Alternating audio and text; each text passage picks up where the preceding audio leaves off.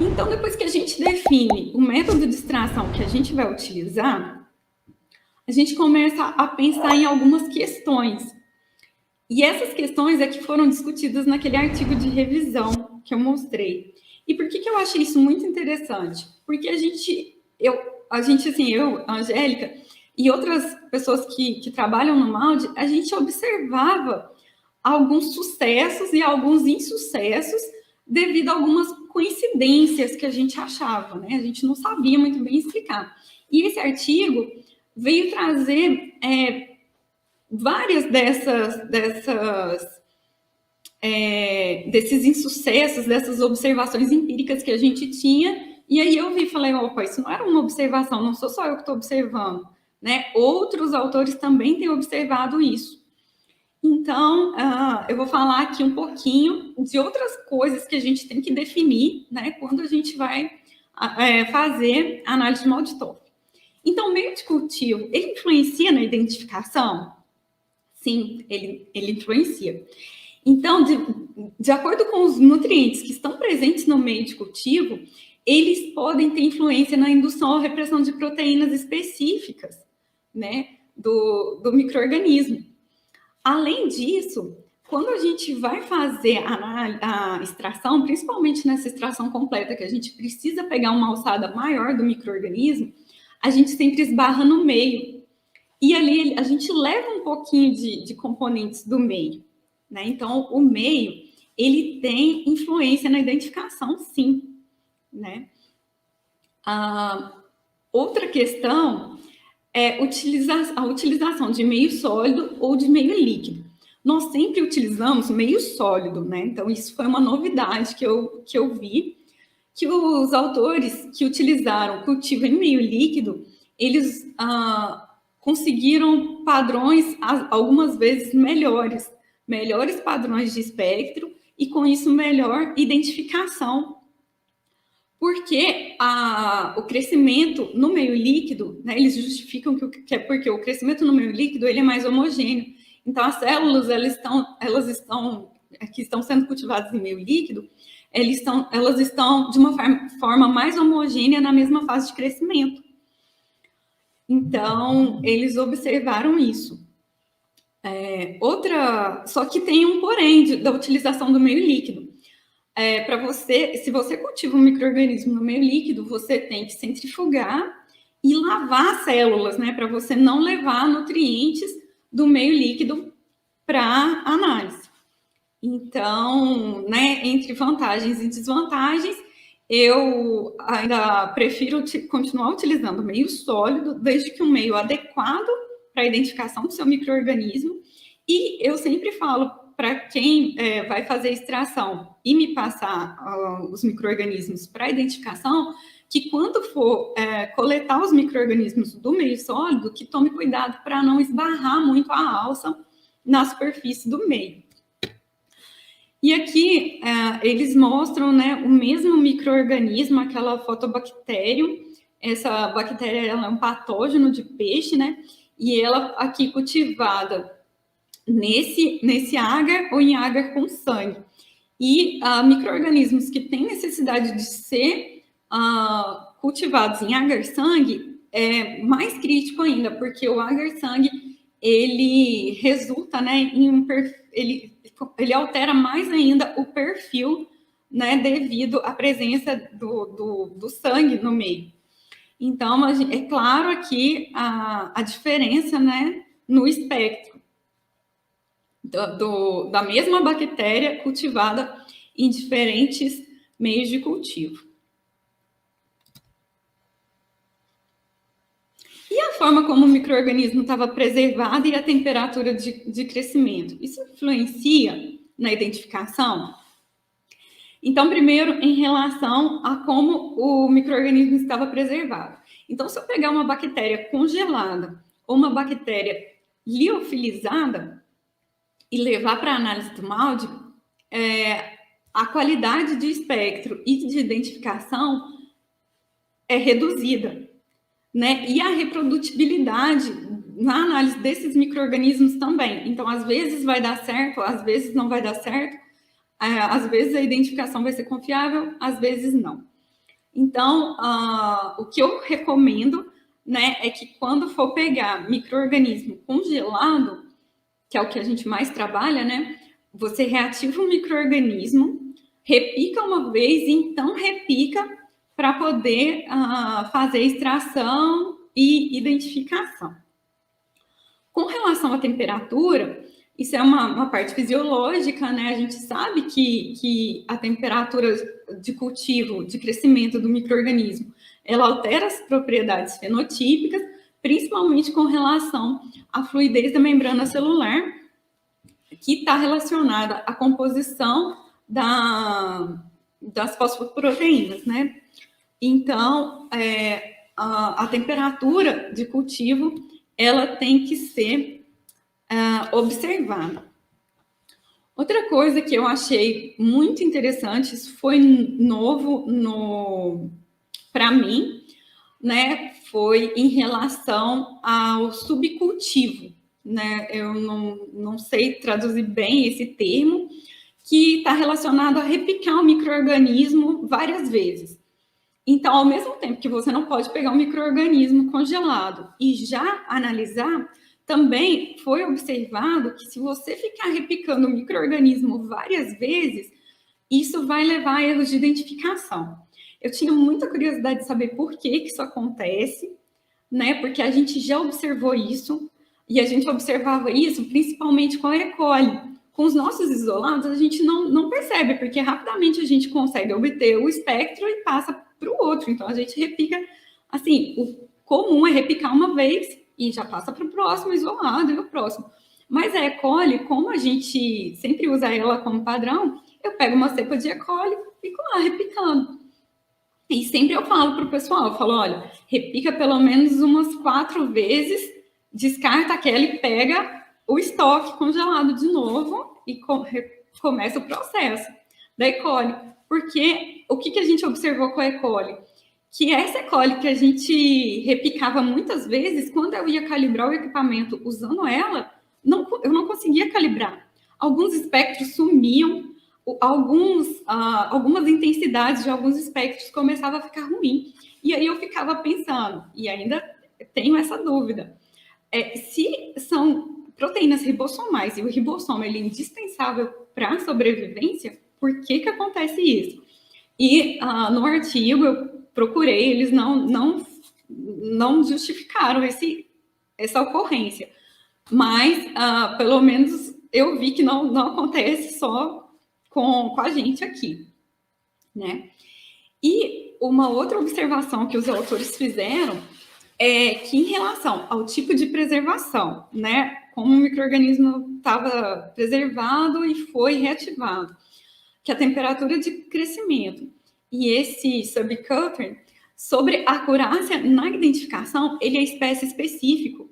Então, com alguns micro-organismos, você não vai observar o efeito desses fatores com algumas espécies, mas para outras espécies isso é observado. Em relação à presença de sais no meio de cultivo, isso pode influenciar a identificação? Então, sim, a presença de sal no meio de cultivo, ele altera o processo de ionização. Então, os piores scores de identificação de pseudomonas, eles foram observados quando ela era cultivada no agar Mekong. Por quê? Porque nesse agar, ele é rico em sais biliares, né? Uma característica desse meio.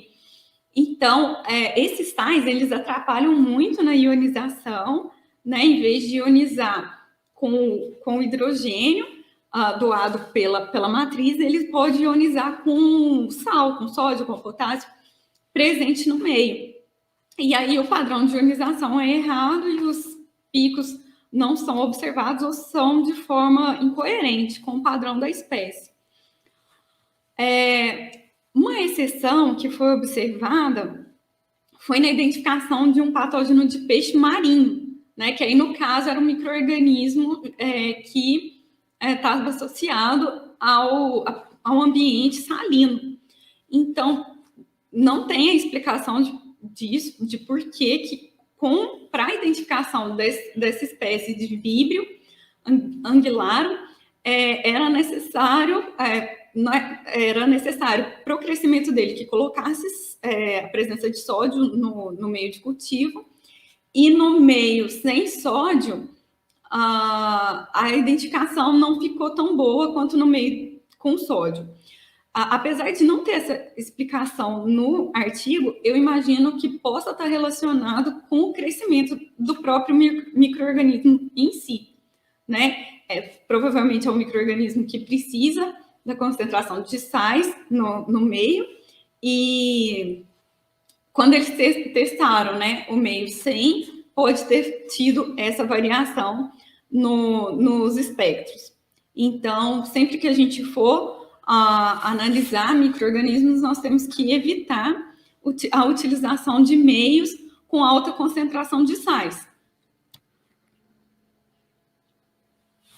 E a fase do crescimento microbiano? Ela influencia na identificação? Sim, também. Eu sempre falo com o pessoal que a gente tem que pegar o micro-organismo mais novo, mais na fase exponencial de crescimento possível, que é onde a célula está no auge de expressão e no auge de metabólico, né? E também ocorrem alterações na parede. Então, o cultivo mais longo, ele pode resultar numa redução da qualidade dos espectros, né, e no número de íons reproduzidos de forma consistente. Então, você pode ter um espectro que não condiz com o espectro do micro-organismo, ou um espectro onde os picos não têm uma boa qualidade. O que a gente considera um espectro de boa qualidade é quando os picos formados, né, são maiores do que o ruído. Vou mostrar depois para vocês. Como eu já disse, o período mais longo de crescimento também está relacionado com a alteração na composição da parede celular. E foi feito um experimento, né? Os autores daquela revisão citam que eles utilizaram E. coli e 2 espécies de salmonela e uma Acinetobacter. Essas quatro bactérias, elas foram cultivadas em 3 diferentes períodos. E o que eles observaram? Diferente do que eu sempre falava aqui, né? 48 horas de crescimento foi o que resultou em melhor intensidade de espectro. Com 24 horas, tinha os mesmos espectros, porém com menor intensidade, que é essa relação de pico de proteína e o ruído do equipamento. E após 72 horas de cultivo, ocorreu o desaparecimento de alguns picos. Para a micobactéria, já foi diferente. Então, a micobactéria, ela tem um melhor resultado quando ela é cultivada por mais tempo. Com 72 horas, então, de cultivo, foi o melhor período para identificação, para obtenção de bons picos e identificação dessa bactéria. E em outros períodos de crescimento, não houve uma diferença muito marcante com relação aos picos, né, e identificação de espécies de micobactérias. E esse impacto do maior tempo de cultivo, ele pode ser reduzido pelo método de extração, né? Embora isso aqui foi uma conclusão dos autores, eu não concordo muito e eu continuo preferindo fazer extração do micro-organismo numa fase de crescimento que seja adequada, né? 24, ou agora com essa nova observação aí, com 48 horas no máximo. Mas tudo tem que ser testado, porque como a gente viu aqui, isso vai mudar, né, também para cada espécie de micro-organismo. Então, a gente observa, né, diante de todas essas características, que essas condições elas são específicas para cada espécie. E aí, o que a gente tem que fazer? Nós temos que observar o tipo de meio de cultura. Uma coisa que é muito importante é a gente manter o padrão, principalmente quando nós estamos avaliando diversidade, manter as mesmas marcas de reagente quando você faz o meio, ou quando você compra meio pronto, manter a mesma marca comercial. Eu falo isso com análise de diversidade por quê? Porque é comum nós termos mais de 1000 isolados para levar para o molde, né? Tem tese que tem mais de 1000 isolados que a gente passa lá. E isso leva um tempo para fazer. E se você começa usando um meio e depois usa outra marca de meio comercial, isso pode ter influência.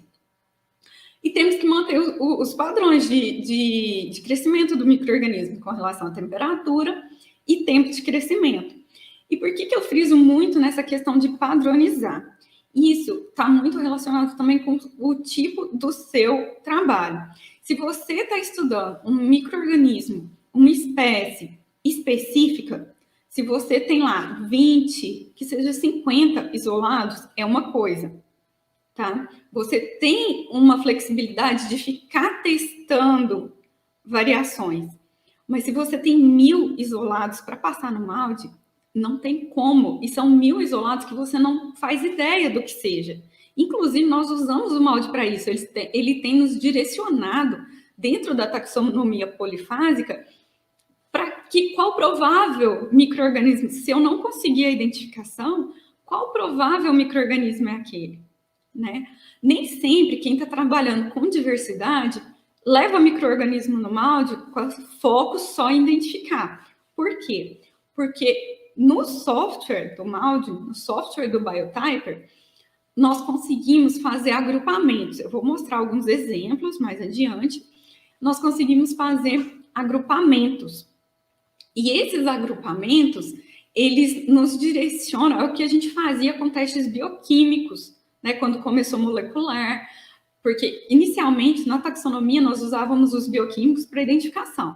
Depois nós começamos a usar os bioquímicos para nos direcionar para o molecular. E agora nós usamos todos os testes possíveis, né? E esse agrupamento do molde, ele por mais que a gente não tenha conseguido identificar, ele nos direciona, pelo menos, para que primer específico usar, né?